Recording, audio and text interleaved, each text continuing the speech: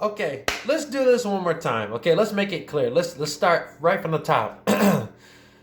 My name is Miles Morales. I was bitten by a radioactive spider in a subway. I am a Brooklyn teenager that attends Brooklyn Visions Academy, a prep school. I am in middle school, and I do not know what I want to be. So suddenly, I develop these mysterious powers after that spider bite, and it transforms me into the one and only Spider-Man. At least the one you're seeing in this universe. So when I meet Peter Parker from the 616 universe, the universe where him and most of your other Marvel favorites exist, I soon realized that there are many others out there like me that have special high flying talents of shooting webs out of their wrists and performing agility and acrobatics. I must now use these newfound skills to battle the evil Kingpin of my world, Wilson Fisk, a hulking madman who can open portals to other universes and pull different versions of Spider-Man into my world. Now I know what you're thinking. In an era where we are receiving heavy loads of Spider-Man content every year in superhero movies from back to back nonstop, it would be logical to believe that Into the Spider-Verse is an idea that shouldn't work, and it would be a gigantic risk that Sony would take and could easily be overshadowed by the movies produced by Marvel Studios and many others prior to that and after that. Fortunately, a film like Into the Spider-Verse is something that could only be possible through animation during its time, 2018.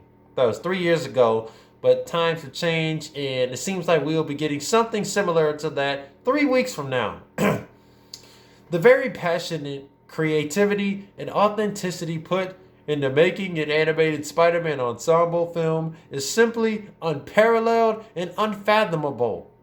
While Into the Spider-Verse keeps the signature Spider-Man themes and tropes, producers Phil Lord and Christopher Miller, Christopher Miller, who made that Lego movie that we all love. A few of those Lego movies, been the producers and wrote the story for some of those Lego movies, which have similar wit and similar type of style. They were trying to accomplish many more. They were focused on telling an original story that doesn't center on Peter Benjamin Parker, because I'm sure we've seen that tale, right? And it needed to pay homage to the entire historical mythology of the character, establish the concept of the multiverse to the not-so-diehard fans, hence the general public, make Miles Morales, a prominent on-screen character, and introduce the public to other variants of Spider-Man. The way it all unfolds as a story, though, from the exuberant and vibrant comic book aesthetic and animation to a narrative that is tight yet precise, is seamless to say the least. Depending on how you look at it, Into the Spider-Verse is a reward for every Spider-Man fan and is a special visual art to anybody who may be new to the character. Now, if you were new to the character watching Into the Spider-Verse, what have you been doing all your life? I don't know. Either you were just born yesterday, or you were born around the time this movie came out, or you're just a boring person. I'm sorry. I don't know what to say, but it's going to take a very, very long time for you to find that spark and find out what truly makes you Spider-Man. Okay, listen. If this movie were to just be another Peter Parker origin story, but animated, you would have every right to call it a cash grab. Luckily, it lets the audience know that after this movie, there is no one and only Spider-Man, as you've seen on this channel before. Other Spider-Man exists, and you will see 3 others in the upcoming one this Christmas. Now, Spider-Man Into the Spider-Verse has one of the most diverse ensembles in any superhero flick, not just in ethnicity and representation, but in the design. The animated character designs range from black and white noir to Warner Brothers-esque cartoon to anime. Not a big anime fan, but I'm very familiar with what it looks like. Created in 2011, Miles Morales, also known as a name that a lot of people don't refer to me as, Kid Arachnid, is a relatively new character in the Marvel Universe. I've been around for 10 years at this point to be a fan favorite. I have always been a supporting player to other outlets to Peter Parker, like the Ultimate Spider-Man series that you watch on Disney XD that has ran for 4 seasons and then it ended in 2017. I was name dropped in Spider-Man Homecoming, and I was the supporting player in the Insomniac Spider-Man video game, which was a massive hit. I would play it every day if I could, as the Spider-Man fan. And this is the part where I finally get my time to shine. And where you guys get to know the real me, my background, my family, my friends, my uncle, and how my story really discerns from Peter Parker's.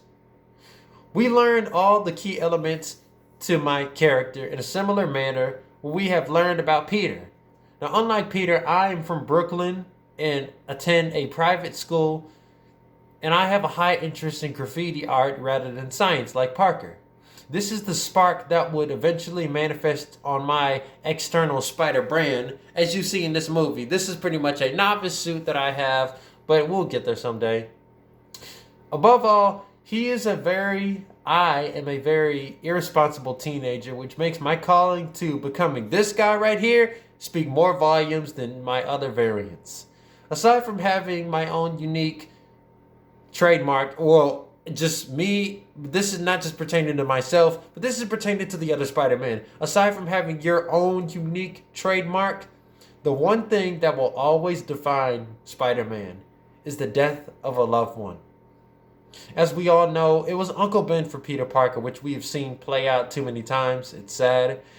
For myself, it would be the death of my Uncle Aaron Davis, aka the Prowler.